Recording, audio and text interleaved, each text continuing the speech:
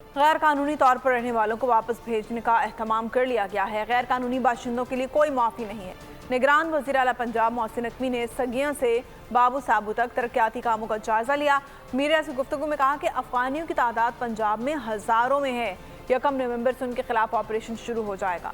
जो भी उन्हें गैर कानूनी तौर पर रखेगा उसके खिलाफ भी एक्शन होगा। तकरीबन तादाद तो हज़ारों में और बड़ी तादाद है। उनके खिलाफ 1 नवंबर से ऑपरेशन शुरू हो जाएगा।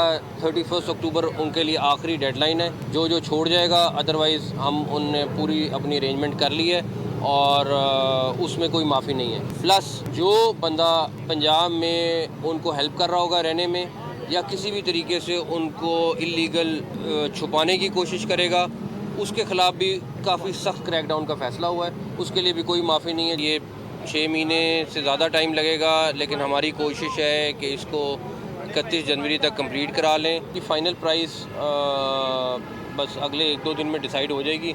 हमारा बजट मंडे की सुबह आ रहा है, क्योंकि हमारा 4 महीने का दिया था तो 4 महीने का बजट एग्जॉस्ट हो गया है। तो हमने लीगल एक्सपर्ट से बात करके अब हम मंडे को अगला बजट पेश करेंगे। उसमें आई थिंक या उसे 1-2 दिन बाद हम उसको फाइनल कर दें। सब्सक्राइब करें और बेल दबाएं ताकि कोई खबर रह न जाए।